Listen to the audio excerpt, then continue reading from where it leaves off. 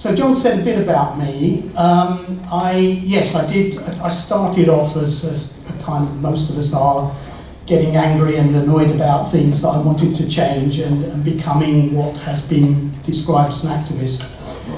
And that led me to be employed by the Quakers. And the biggest bit of my work was that programme, Turning the Tide,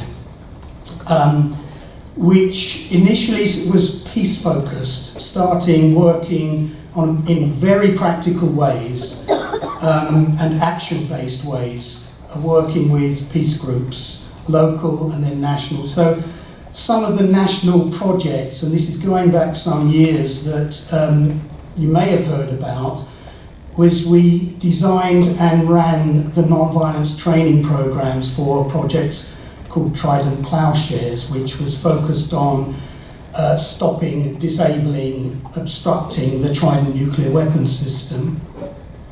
And then that led us to be invited to work with the early climate camps, the forerunners, I guess, of what is Extinction Rebellion today. So some pretty radical sort of actions, but always with a non-violence ethos. So part of the work was to try and get a shared understanding of what we mean by non-violence. It's not just not hitting someone. And then onto Occupy and projects like that, but not just that. Most of it was with small groups, small community groups like animal welfare groups concerned about the treatment of animals, intentional communities that wanted to live a different way in community and to try and embed a culture, and housing cooperatives and so on and so on and so on. And after a while, we got invited to work overseas in many different places in Europe, and a project in South Asia and a big project in East Africa. So we learned that people found the work valuable and useful. So this is, we've heard a lot about the problems, and we kind of know what the problems are, don't we? And this is the what can we do about it session, okay? So I'll talk for a bit just to kind of put some content in and some outline, but then I'd like you to do a bit of work, because that's how I'm used to working. I not do very much work, but I get you to do the work, because I firmly believe the solutions to the problems we wrestle with are within us. And we can bring those out. So where do I start? I always get a problem with these things of knowing where to start. I like to go to the root of things. So my favourite place to go to the root of what words mean and where they come from is a website called Etymology Online, and this is what it says. Politics comes from the Latin politicus, of citizens of the state. And that itself comes from the earlier Greek politis, citizen, and polis, city. So cities, citizens, it's about people and governance. And just, well, we've already heard it's got two meanings, and we love those more than one meaning titles.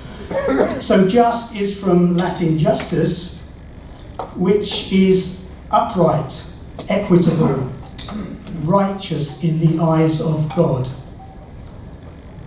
And so I looked up, well, what does righteous mean then? Tracking back. And curiously, that comes from Old English. Ritwis, also meaning just, upright, conforming to divine law. And the second meaning of just politics is, we've heard, just politics.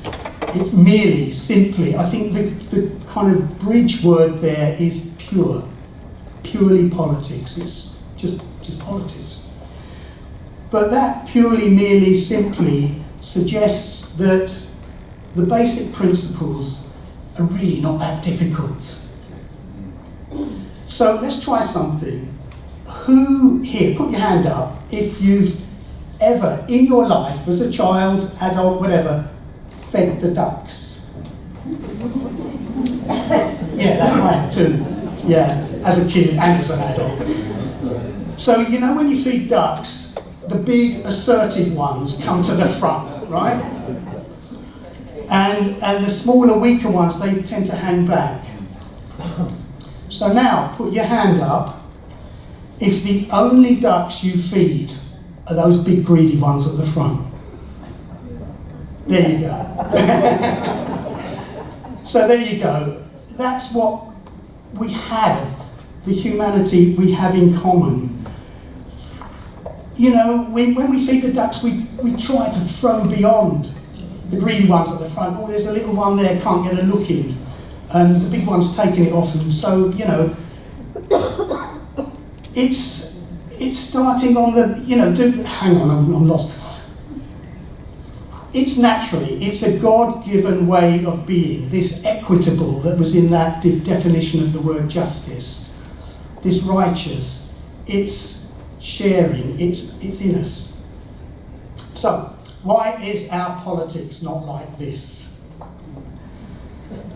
It's about power, of course. When we feed the ducks, we are the ones with the power.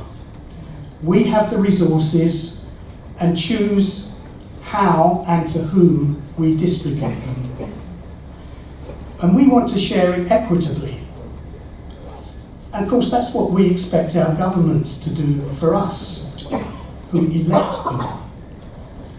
We want them to share the nation's wealth equitably.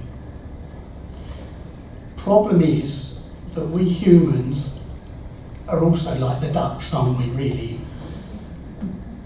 So, I want to show you a diagram. Before we put it up, I was shown it, and I've never forgotten it. It's a diagram that I was shown when I was working in the office of a partner organisation I was working with in Bhopal, India. Does that name Bhopal ring any bells with anybody? So Bhopal was the site of, I think it's still the biggest industrial disaster ever. And that was in 1984, when an American chemical company, Union Carbide, its factory blew up. It was producing insecticide or pesticide. Killed tens of thousands of people, and there was worldwide uproar, and Union Carbide pulled out, but they were pestered and bullied, I suppose, to pay some compensation. They reluctantly did, not enough, not nearly enough, and they didn't do the clear up. They got taken over by a Dow chemical company, which is still going. And I raise this because neither government in India or the US felt able or willing to enforce proper compensation. So that plant is still there when I was there, and people, and the poisons, the toxins have gone into the watercourse, and people are still getting sick, deformed babies, getting sick, ill, dying.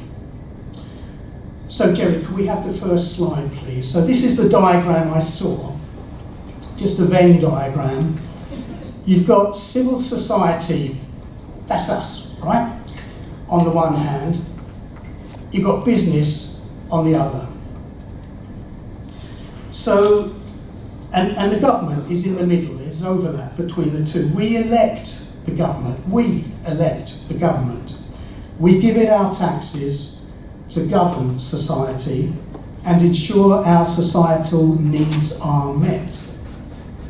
And we want it to practice just politics and deliver a just society. So that's the deal with democracy, right? But then we have business, which we're also stakeholders in, and they produce the goods and services that society needs or wants. But their primary objective is not normally to create a just society. Their purpose is to generate profit. And if it's not profitable, they're not interested. That's their reason for being. So this sets up a tension, doesn't it? Corporations tend not to be democratic in their culture. Mostly they have power structures for often very good operational reasons that are rigidly top-down and dominating.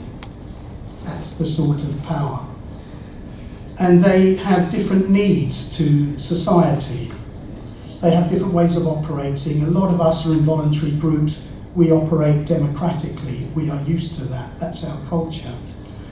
But for the large corporations which have got larger and larger and gone global, their paramount objective is to make a profit for shareholders. In fact, it's a legal requirement. They have to do it. Thanks, Jerry. Could we have the next slide? So what I think has been happening over recent decades, actually, is government has moved further towards a business type of model, a business cultural model. I like to call it a corpocracy we're moving towards. Government by corporations, with politicians increasingly serving the interests of global corporations ahead of their civil societies, and believing that they can square that circle by getting or inducing the corporations to provide and meet societal needs. So they try to straddle those two needs, but they're pulling in different directions. And business has been pulling harder. So they take the profits and our taxes cover their losses. And we mop up afterwards. So in Bhopal, they're still doing the mopping up without the expertise. So many politicians, and I don't know about the new intake, and I hope I'm to be encouraged by the new intake, but many of our previous politicians have come from that corporate culture and continue whilst in Parliament to act as industry consultants. I know my previous MP, his name was McPartland, but we used to call him McPart-time because he had lots of other business interests. And after they stop being MPs, many walk into lucrative positions with large corporations, bringing their network of contacts with them. So it can be a close and mutually rewarding relationship for both parties. Consequently, I think what's happening is that democratic structures and processes that are core to a healthy civil society are being eroded and diminished. Here's a quote from Pope Francis, who's getting a lot of quotes this weekend from everyone. Politics is noble. It is one of the highest forms of charity, as Paul VI used to say. We sully it when we mix it with business. Political power can be corrupted if common good is not the only converging point. Common good has to be the converging point, and it has to be the only converging point. I learned from reading Gandhi that power is not a possession. It's not something you give and keep hold of. It's actually a relationship. One person has power because others allow it, and as citizens we give our power by voting to those who represent us. It's a transfer of power, and this election we kind of pulled it back and said we wanted to go a different way. So power has a dynamic that can be changed. It's a relationship. We can change relationships. And much of my work has been about exploring different types of power, different power structures and processes with groups that want to make a change in that power dynamic. How do we change the power? and empower ourselves to pull it back to justice. Thanks. Can we just turn it off a bit? Or maybe leave it back on the previous one, Jerry, yeah? People in every faith tradition understand that we should do unto others as we would have them do unto us. And that's the basis of a moral framework for our lives as individuals, as families, as small groups, as nations. It's in all cultures. And Molly this morning quoted a much-loved Quaker advice, which is the core one for me. So I'm going to repeat it because it's the thing that I cling to. Take heed, dear friends, to the promptings of love and truth in your hearts, for these are the leadings of God. And for me, that's the essence of my faith. Listen to my inner promptings of love and truth and act on them faithfully. Always testing, of course, to see if I might be mistaken. And that's where coming in and having these dialogues is really necessary and vital. But that desire, that inner God-given impulse to act out of love and do good deeds, leads us to some wonderful actions. You know, I've just been into the other hall there to look at all the amazing work that's being done just within this small gathering, relatively small gathering. You know, we do amazing things, helping those in distress, volunteering at food banks and charity shops, joining good neighbour schemes, being a good neighbour, offering space to refugees, donating, you know it, because you do it. All of this helps alleviate suffering. But how often do we examine what is causing this suffering?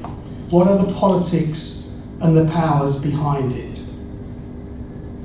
So I'm going to tell a story now. You may have heard it, but I think it's an important one. There's a village. It's not true, by the way, just in case you get concerned, but it's an illustrative story. There's a village picnic, let's call it a church picnic. Everyone goes, a big gathering on the village green by a river. And everyone puts the food out and starts the picnic. And someone near the river cries out and shouts, "There's a baby in the river." It's floating down, there's no one around. So they wade in and get the baby out. And they try to care for it, dry it, and it's still fine. And someone said, "There's another one." And so and then there's another one. And then so soon the whole picnic is focused on rescuing babies from the river. But 3 or 4 of that group asked themselves, well, where are they coming from? Who's doing this? So they go upriver. And my work in non-violence has been about going upriver, working with people who want to say, how can I stop this? So, how do we change the power that causes injustice? And how do we do it non-violently? I need to say right out that taking heed of love and truth in our hearts, the leadings of God, inevitably brings us into conflict with the world as it is. So non-violence means doing that conflict differently. And that's a different conference, maybe that's next year. If we're going upriver, we need to be clear that we'll be confronting those who think it's a good idea to throw babies in the water. But in doing so, we confront it by not becoming the thing we oppose, by not mirroring the behaviour. We do it differently. We do conflict differently. To me, that's the essence of non-violence. Jesus told his disciples, who I like to think of as early activists, he said, "I'm sending you out like sheep into the midst of wolves. So be wise as serpents and innocent as doves." And doing this work non-violently means we act from our hearts, out of love and respect for everyone, including our opponent. But we also need to use our heads and be wise as serpents. So we need to assess the situation, look at the big picture, and then break it down, because we can be overwhelmed by these vast problems. What can I do about it? How often have we heard that? Oh, well, there's nothing we can do, is there? We need to analyse the strengths and weaknesses of our opponent and where their power comes from. Where's the source of their power? And then analyse ourselves to explore how we can build our own power, how we can empower ourselves. And then act, and then evaluate, and then plan again. And then act, and then evaluate, and then plan again. And remember, we can't do everything. We can't change the world by next Tuesday. But we can be effective in really small ways. And always knowing that other individuals and small groups everywhere are doing similar things. Because that is the prompting of love and truth in everyone. What we can do is create the conditions for change. So I'm suggesting that analysis is essential for engagement with the powers that be. So of course, we're saying no to the injustice, but we also need to be clear about what we're saying yes to. It's always more effective when we're challenging things to frame what we're doing in terms of the positive thing we're for and not the negative thing we're against. Yes to this future. Yes to this future means no to this present, this unjust present. So, for example, if we want to take action against the privatisation of the NHS, how about that? That's huge. How can we do that? I think maybe we just break it down and look at what is the thing that is of most concern to us on that question, privatising the NHS. How does that impact on me and my life locally? So we might focus on our local dentist.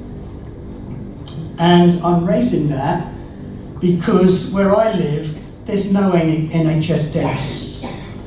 And we have to go 100 miles because we're still registered with the NHS dentist that we used to live in the town we used to live. So that's where we go.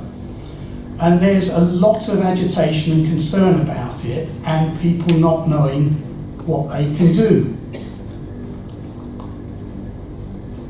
So our campaign then will be for our local dentist accepting NHS patients or more NHS patients, rather than against them being totally private and expensive. And there are loads and loads of tools for analysis out there to help with all of this. But for now, I just want to share two of the top favourites that groups I've worked with find particularly effective. Jerry, can we have the next slide, please? Right, this one's called Pillars of Power. And it's an upturned triangle. So for a start, that's not natural, is it? Triangles don't, pyramids, they don't actually stand on their points. That goes against natural law, right? Really, they should be supported by the base. The only way they can sustain being upturned, so basically, in this one, we put the problem, the injustice there. It goes against our natural way of looking at things. It can only be sustained in that position by using props to prop it up. So what you do is you just put as many props in you like, and you just say, well, what's the reasons behind this? And the way of breaking it down is that you can just take one of those props and make another triangle out of it and have what's propping that bit of it up. So if we go to the next slide, Jerry, please. So if we take the dentist idea, I can't remember what I put up there. These are things off the top of my head, really, just to illustrate. So private dentists are replacing NHS dentists. Why? Well, the government has withdrawn funding, or a lot of the funding, from NHS dentists. And there are a lot of private health corporations wanting some of that. So they come in and they've been offered contracts, and the government, who works closely with them, is fine. You can provide that social requirement, that social need. Higher pay for private dentists. Who's going to turn down a pay rise? And what's that last one? Yes, a lot of the big companies who provide for their employees private medical health, they will provide private dental care. So that's part of the package of being employed by that corporation. So that's just one example. So if we then take that one prop, the withdrawal of funding, can we go to the next one? That's breaking it down. So we make another problem out of the withdrawal of funding. Is there anything, what's propping that up? Is there anything we can do about that? And I put here, because it seems clear to me, that part of the prop is the ideology of the government that public is bad, private is good. So it has to be privately provided. And of course they've been lobbied very strongly by a lot of the private health corporations. And there is a perception that the government has more important things to do than to address this problem. There is a provision, let's get on with it, but we've got other more pressing issues to do. And this mantra from the government that there is a lack of funds for these things. I always find it curious that, when it's a social need, there's a lack of funds. But when a government wants to do something, the money's suddenly found. Magically, the magic money tree. Let's go to the next. Can we go to the next one? Yes, this is called the social speedometer. And it's like a car speedo. It's mapping out. So the first one was about where the sources of power are from. Now the second one is about, well, how does that map out in terms of people who might support our point of view and people who might disagree with us? What are we up against and who's with us, if you like? Who can we work with? So it's a question of just mapping that out, and okay, there's some obvious allies. On the left-hand side, at 0 miles an hour for what we want to do, they're going nowhere, is the very unsympathetic ones who are against what we want to do. You need to try at the top, which I haven't done, is to put the focus, the positive thing we're for. And then there's the unsympathetic ones, not as hostile, but not convinced. And then there's the neutral ones, who have not really thought about it maybe, or are pretty unconcerned. And then we get onto the speeding version, the 50, 60 miles an hour, the sympathetic, and 100 miles an hour, they're the ones really with us. So can we go to the next slide? So what I put there is private dental companies, the sorts of ones that we've looked at in the previous one. They're not going to be very sympathetic, but we do have to engage with them. And so that confrontation is about opening the space for that engagement. Others who may not be sympathetic are private dentists, some dental students who are coming into the profession, some politicians.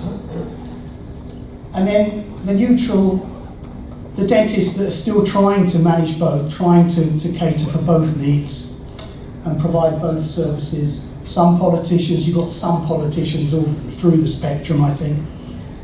Some customers of dentists and locally connected celebrities. And I put that in because when you're planning, or when we're planning to do something and to take action and to shift that power dynamic, often a local celebrity who you can get on side, who speaks public and people think well of, that can shift things, okay? And sometimes, and that's the celebrity culture, isn't it? Sometimes it just takes one of those people to get people to question it and to, yeah, maybe they're right.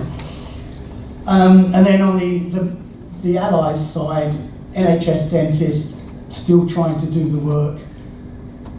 The public, I think a lot of the public, if not most of us, would like us to go back to how things were. And some politicians who want that to happen as well. The Professional Association for Dentists, interestingly, is also against the privatisation of it. And they have, that's the body that is engaged strongly with Parliament and business. So that's the mapping. And they're just tools to play with. But once you get into that way of thinking, it can actually, little ideas and little moments can occur. Yeah, we could do that. We could approach, some of our local dentists and just have a chat with them and just understand why they're doing what they're doing or not. And I'm offering these tools because, as I said, they've been really, really helpful. For example, I did a big project in East Africa, and there was one group that we worked with. They were motorcycle taxis. They were all young men, and they have to be licensed, and they have to pay a lot for the license. And the licensing issuing authorities were basically ripping them off. They were corrupt. They'd write the ticket out, take the money, write the ticket out, and it was in the days when you had carbon paper, right? So they had the carbon paper upside down, and so the receipt that they kept, the issuing officer, just never appeared, and the money was never paid in. And so they got stopped, the riders, the taxi drivers, and they were told they were acting illegally. Here's our ticket. Well, we can't find any trace of it back at the office. So the first time we were brought in because their previous protests were pretty violent, because that was what they knew how to do, disruption. But ultimately we got them to act together and to set up a dialogue with the people, expose the corruption, go to the governor and prepare. What they did is they used these tools. They looked at the sources of power. They said, who's actually too corrupt for us to, that we're not going to get their ear really, because they're in on it. Anyway, long story short, they won. And they changed the system so that there were checks and verifications all over. And another, I could go on, but another one I just want to tell you about. There was a school, a Chinese mining company were dynamiting in a quarry, and it destroyed the school outbuildings and the toilet block. And the school authorities, they drew attention to this, they drew the state governor's attention to it, nothing, because they were like that with the mining company. So we got them to use these tools and to create a dialogue. But the key to the dialogue is showing that you have enough in your camp, as it were, enough power for them to listen to you. If you're not worth listening to, it's not in their interest to listen to you, then they won't. So it's about trying to build that power. And finally, school children in Canada. Oh, sorry, that was a success story too. They got compensation, they got the company to rebuild a toilet block. All was well for the time being.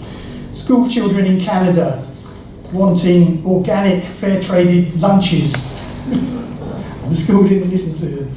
And that was another success story.